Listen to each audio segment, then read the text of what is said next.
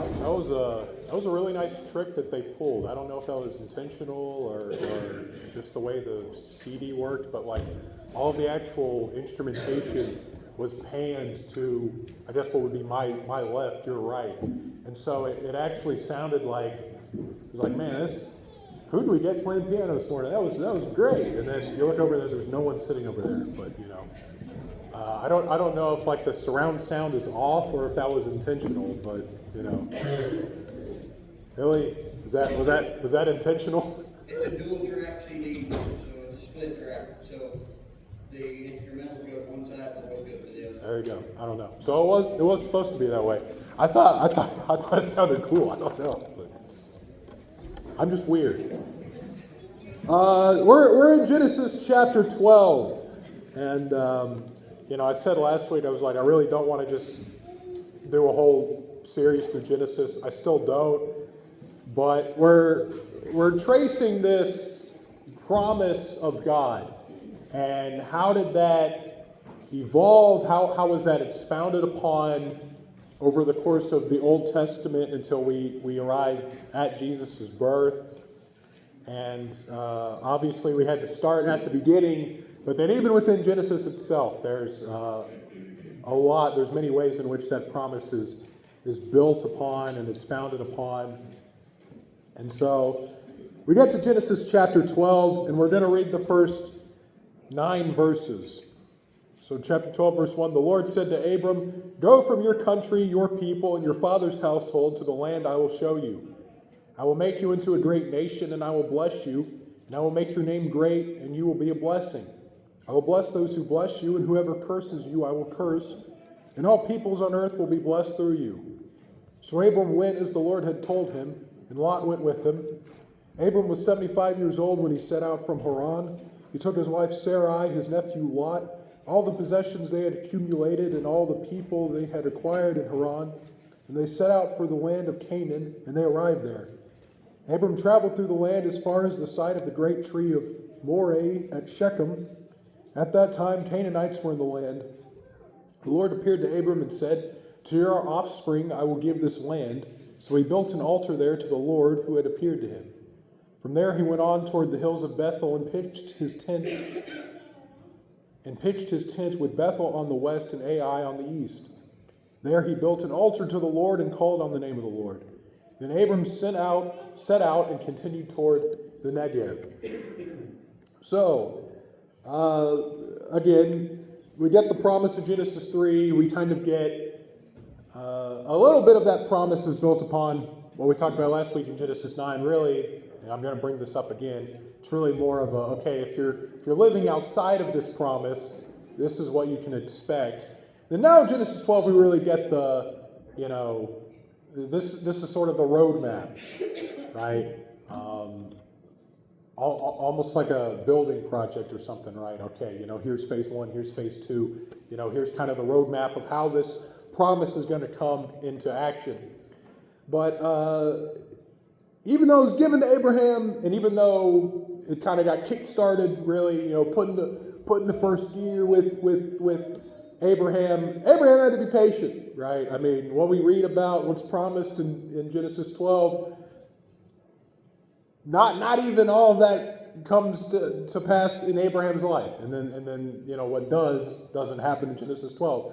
It doesn't even happen in Genesis 13, right? It takes a while. And, patience is something that, unfortunately, we overlook a lot in church, right? It's like, we get somebody, we lead someone to the Lord, get them baptized, get them join the church, and we're discipling them.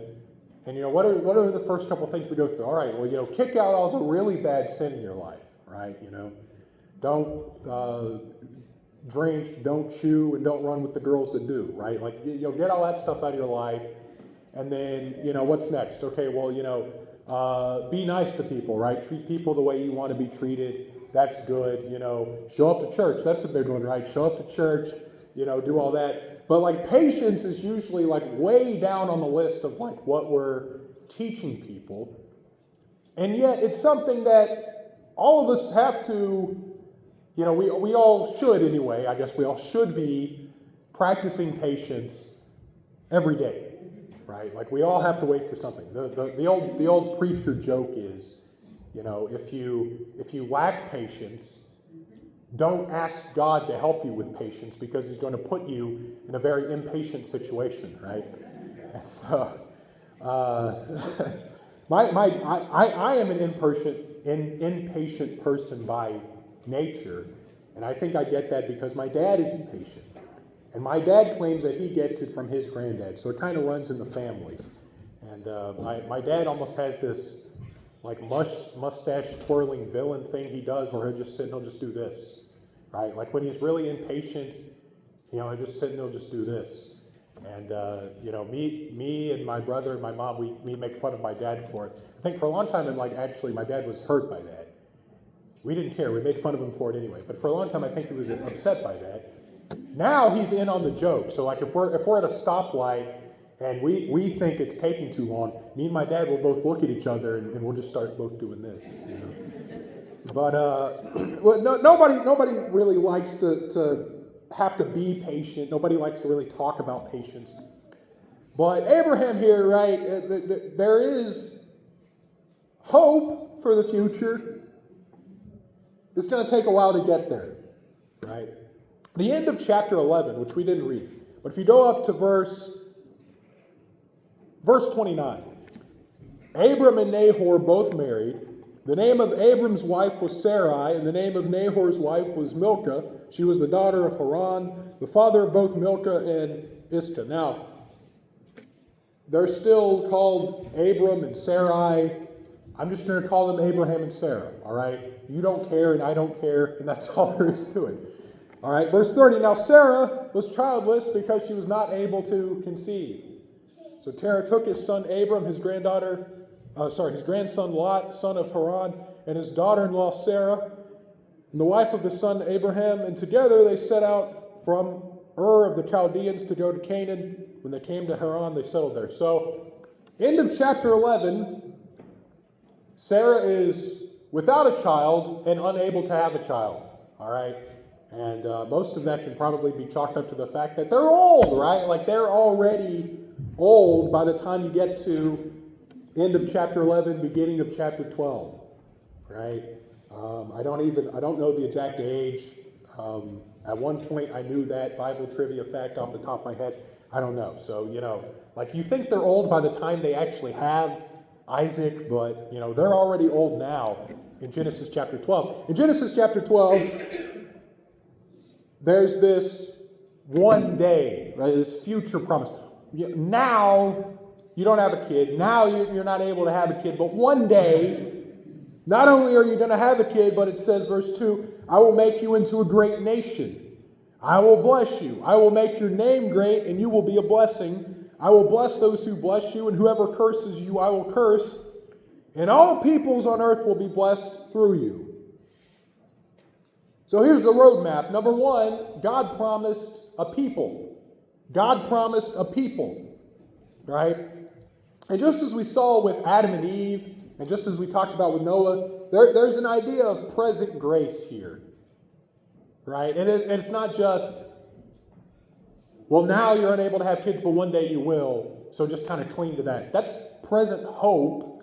That's not really present grace, right? Adam and Eve, they're put in the Garden of Eden. They sin, right? Eat of any tree you want. Don't eat of the fruit of the tree of the knowledge of good and evil. Both of them take and eat. They sin. There's judgment. There are punishments that are doled out, right? For the man, it's, hey, your work now is going to be hard. You're going to sweat. You're going to toil. There's going to be thorns and thistles. For the woman, it's, hey, childbirth's going to be hard, right? For Satan, it's, your head's going to get crushed, right? We're going to talk about that more. And we've already talked about that. But Adam and Eve sin, there's judgment, there's punishment that's doled out, and then there's this future promise, right? Okay, well, now the reality is there's curses on the ground, and, nature's cursed, and you're kicked out of Eden, right? You're exiled from paradise. But here's the future promise. From the line of the woman is going to come one who's going to reverse all of that. Right? The serpent's going to be defeated, sin's going to be defeated, and you're going to return to Eden. You're going to return to paradise, right? But there wasn't just, God didn't just leave Adam and Eve hanging. He gave them present grace of, hey, because here's the thing, Adam and Eve sinned, and all of a sudden, what was once pure was now profane. And they realized they were naked. They were awakened to the evil realities of the world. So God made them a clothing of animal skin. There's present grace there. We saw it last week with Noah, right? All of the world was sinful, including Noah, by the way. I mean, first thing Noah does after he gets off the ark is my man builds him a vineyard and he gets drunk. Now, this is, some things I say, I state as fact, but they didn't really happen because it's a preacher joke. This actually happened. A guy told me this. He said, now think about it. If you're stuck for 6 months on a boat with a bunch of animals and your in-laws, you're probably going to want to drink too. Guy actually said that in church. So, not advocating for that, okay, obviously, but it's a little funny, I guess, even if it, But so even Noah was sinful. It's not that Noah was completely perfect. So there's sin, there's judgment on sin, and really, right, Genesis chapter 3, you see sin, punishment, future promise of reversal of the curse, forgiveness of sin, return to paradise. 6 chapters later, Genesis 9, you see, okay, if you're living outside of that promise, if you're not holding on to that promise, if you're not anticipating that promise, this is what it looks like. This is the judgment of God. The wages of sin is death. And so you see that there's a future promise, which is, hey, I'm never going to flood the earth again. And as we talked about, right, that family tree, that family line is preserved through which the Messiah would come.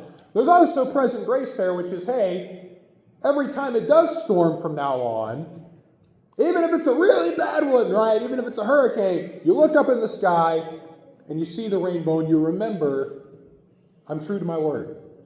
And I want, I'm a peaceful God, I'm a patient God. And so we see the same thing here in Genesis chapter 12, right? Abraham, and this is after chapter 12, Abraham tries to take matters into his own hands. He's given this promise of, well, one day you'll be a great nation. One day your name will be great. One day all people will be blessed through you. And, I guess Abraham thought, well, maybe I missed something, right? Maybe there's a legal loophole. Maybe there's some fine print I didn't read. And so, a couple chapters later, and he's kind of throwing a pity party for himself. He says, oh, well, am I going to be a great nation through my servant, right? Is my servant going to be the line of people through whom I'm a great nation? God says, no, it's not going to be that. Then, a couple of chapters later, and this is where he really takes matters into his own hands, and he says, okay, well, maybe the loophole, maybe the fine print I didn't read is that, I'm going to be a great nation, but it's not going to be through my wife Sarah, right? Maybe it's going to be through someone else. So then Abraham takes Hagar, they have Ishmael, and obviously we know that's not what God meant, and Abraham knew that's not what God meant, and even if he didn't, he sure found out after the fact that that's not what God meant. And so Abraham sinned, and there is judgment, just as there was sin and judgment with Adam and Eve, just as there was sin and judgment with Noah. Abraham sinned, he wasn't patient, he didn't trust God fully. There's judgment, and part of that judgment is that Hagar and Ishmael, Hagar, his maid, and the kid that he had with his maid Ishmael, are kicked out of the house, right? You go to Genesis chapter 21, and this is part of the judgment for that sin, right? Genesis 21. Verse 8, the child Isaac, this is after Isaac is born. The child Isaac grew and was weaned, and on that day Isaac was weaned, Abraham held a great feast. But Sarah saw that the son whom Hagar the Egyptian had borne to Abraham was mocking, and she said to Abraham, "Get rid of that slave woman and her son, for that woman's son will never share in the inheritance with my son Isaac." The matter distressed Abraham greatly because it concerned his son. But here's, we have the judgment, part of which includes Hagar and Ishmael are kicked out. Here's the present grace of the matter. God said to him, "Don't be so distressed about the boy and your slave woman. Listen to whatever Sarah tells you, because it is through Isaac that your offspring will be reckoned. I will make the son of the slave into a nation also, because he is your offspring." So even for Ishmael, it's not all bad. But here's the thing, right? Abraham wasn't patient. He took matters into his own hands. There's judgment, right? You grow attached to this kid for however many years, and then all of a sudden, your wife tells you to kick him out, right? Just in case anybody thought that the whole, multiple wives thing could work. It never does, right? It never did. Part of the judgment of that is that, you kind of grow attached to him and then you got to kick him out. There's present grace, which is God reaffirms it's not through Ishmael, it's through Isaac that your offspring will be reckoned. In other words, Isaac is going to be the line through which everything we talked about, the defeat of Satan, the defeat of sin, the return to paradise, all of that is going to happen through the line of Isaac. Right? So there's present grace there as well. And this promise that we've been tracing all the way back, starting in Genesis 3, it's brought to fruition. It's accomplished through imperfect people. Right? I mean, Adam and Eve obviously were imperfect. They're the ones who, they were the first imperfect people. People in Noah's time were imperfect, so imperfect God flooded the world. Even Noah himself wasn't perfect. Abraham wasn't perfect. Isaac, Jacob, they weren't perfect. Moses, David, whoever. God is bringing this plan to fruition through imperfect people. And then you get to Genesis 12, and God promises more people. God promises that he's going to bring this plan into action through a nation of people. Here's the thing. God uses imperfect people, but he's always a perfect God. And that's kind of the point, right? God uses imperfect people to show how perfect and how unchanging he is, right? God promised Abraham a people. God promised Abraham a nation. And you and I know on this side of history, right, that nation was anything but perfect. Far from it. But through that nation would come the one that would bring them back to paradise. All right? So God promised a people. God also promised a place. He promised a people, then he promised a place. You go back to Genesis 12, verse 7. The Lord appeared to Abram and said, "To your offspring I will give this land." So Abraham built an altar there to the Lord who had appeared to him. Obviously, you can't have a large group of people. You can't have a nation without some land. Right? You're going to have a nation, you got to have a place to put everyone, right? You're going to have descendants as numerous as the star in the skies. Got to have somewhere to put them all, right? Relating to, and you see this, and this is being pulled from different parts of Genesis, but as it relates to the people, I will make you a great nation. God says, look up at the stars. Right, this is before they had, electric lights on every building known to man. So, you definitely see the stars a little better. Look up at the stars. All the stars in the sky. If you can count them all, that's going to be your descendants. That's going to be your offspring. Right? And that's as it relates to the people. As it relates to the place, God said, when Abraham and Lot separated, Lot went one way, Abraham went another. God told Abraham, said, look to the north, look to the south, to the east, to the west. He said, all this land is going to be yours, right? It doesn't matter what you picked. It doesn't matter what Lot picked. All this land is going to be yours anyway. It's going to be yours and your descendants, right? Genesis chapter 3, right? He will crush your head, you will bruise his heel, all right? There's going to come one who's going to, once and for all, defeat the serpent.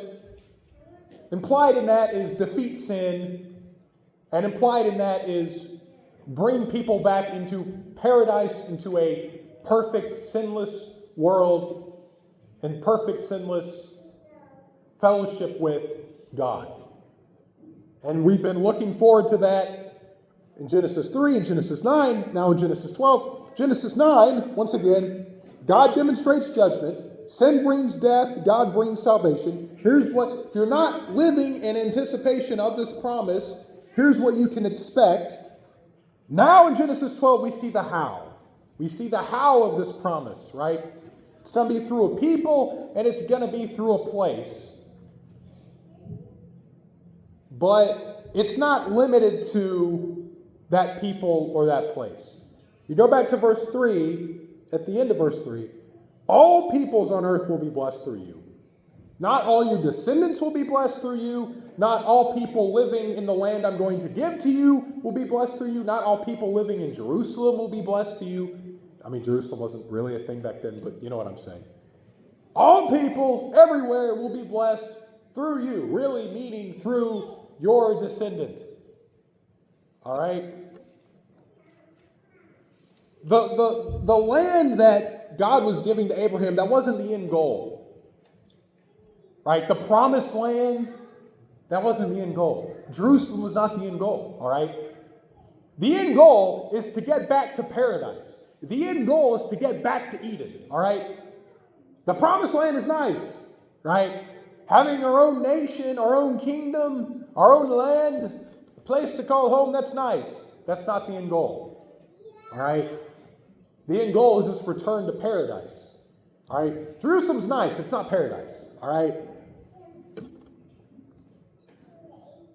It's not limited to just Abraham's descendants. You see all throughout the Old Testament, there's people that aren't descendants of Abraham that enjoy the benefits of this promise. There's people not living in Israel that receive the benefits of this promise. God promised a people, God promised a place, but also it's not limited to that people in that place. That's how it was going to be brought forth. But the benefits of that promise weren't limited to that Abraham's descendants in what would be Israel. Now we have to ask ourselves, okay, well, why is this? Why is this, right? Is God in the game of politics, right? Is God basically sitting in heaven playing a real life version of, the game of Risk? Why do all this? I mean, couldn't God just kind of snap his fingers and just, forgive all of sin? Couldn't God just snap his fingers and just bring everybody back to Eden, right? It was through this people and through this land that one man would come.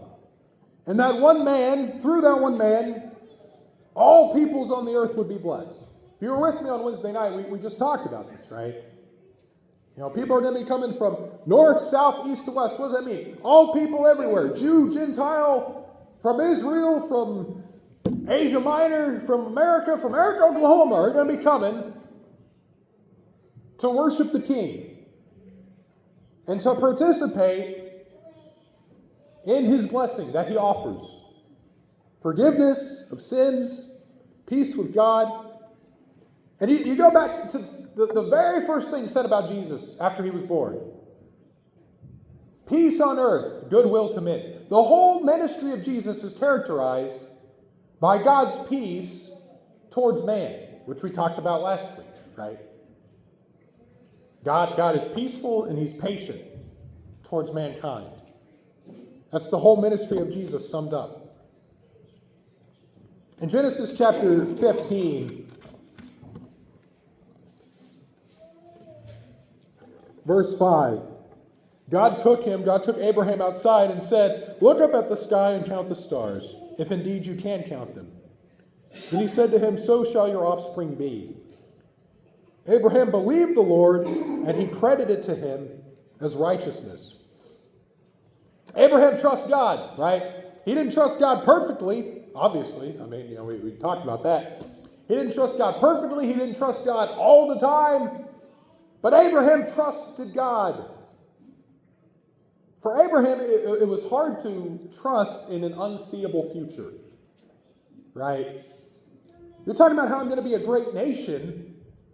I don't even have a kid, right? And I don't really have any prospects of having a kid right now, is probably what Abraham was thinking. It was hard for Abraham to trust in an unseeable future. And I think for a lot of people today, because again, we're on the other side of this promise, right? We're still awaiting when Jesus will come back to rule and to reign physically. But for us, sin has been defeated. So in one sense, we're looking back to Jesus, looking back to the cross. I think for a lot of people today, it's not hard for us to see an unseeable or to trust in an unseeable future. It's hard for us to trust in an unseeable past, right? And that's the number one thing you hear, right? Well, Jesus is all in the past, so why should I trust anything he says, right? Well, this is what Jesus told his disciples. He says, because you have seen, you have believed. In other words, I've been with you. You've seen me. Specifically in the context right now, you see me after I've been resurrected, and you believe. But then Jesus says, blessed are those who have not seen, and yet they have believed. All right? Now, in one sense, that's us, right? I haven't seen the risen Jesus. I don't think you have either. And yet we believe. And it's hard, right? Being patient, because we, even though sin is defeated, even though Satan is defeated, in one sense, we're still awaiting that promise from Genesis 3 of being brought back to paradise. For us, we're still waiting. For us, we still have to be patient. For us, we still have to trust God. And that's a hard thing to do. But blessed are those who have not seen, and yet they have believed. So ask yourself, are you blessed, right? Are you blessed by God? Because the one through whom all the world will be blessed is Jesus Christ. Right? Everyone everywhere has the opportunity and the ability to have a personal relationship with Jesus Christ. Have you done that? Right? And then you say, well, yeah, I have, and I've got that part nailed down. Good. Well, then, are you anticipating the full and final redemption of all creation when Jesus will come back to rule and to reign? Everything you notice wrong in your world right now, next time you sit around, you watch the news, and you say, what's wrong with the world? Just think, okay, it doesn't matter because Jesus is coming back and he's going to sort it all out anyway. Everything we see wrong in the world, one day Jesus is going to come back and fix. Ask yourselves, am I looking forward to that?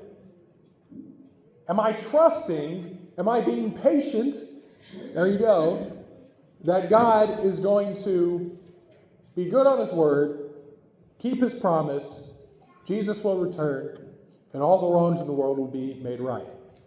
That's hard to do sometimes. But it's worth it, right?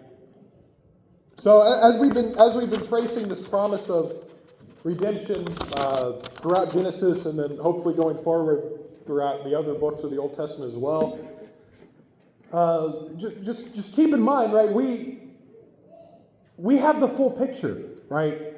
Adam and Eve were given a very small picture, right? You sinned. Now this perfect world isn't so perfect anymore. Now this perfect garden that you're in, you're not allowed in anymore. But there's going to come one who's going to reverse all of this. Very, beautiful, obviously, powerful, but not very clear. Don't have a whole lot of details. Skip a couple chapters of Genesis 12, we're getting there, right? The seed of the woman who's going to bring about the defeat of Satan, who's going to bring about the forgiveness of sin, the return to paradise. How's it going to come? It's going to come through a people. It's going to come through a place. Still not a whole lot of details. So as we're tracing this out, remember, we're on the other side of this all, right? We have the full picture, right? The full and final revelation of Jesus Christ, we either have, printed on paper or we have on our phone. So we have the full picture. So, if there was no excuse for people in Noah's day, if there's no excuse for people in Abraham's day, there's certainly no excuse for you and me. So make sure you're right with the Lord today. And we'll pray and we'll have our invitation. Heavenly Father, thank you for this day, for the opportunity to be here, for the opportunity to read your word. And I thank you that you did bring your Son into the world. And there was, in human reckoning, that was a long time. But we know that he came at the perfect time as well. And for us, we're still awaiting his second coming, his return. And again, in human ideas, that's a long time. But for you, it's the perfect time. Help us to be patient. Help us to make sure that we're ready for his return. And just help us to make any decision we need to make at this moment. In Jesus' name, amen.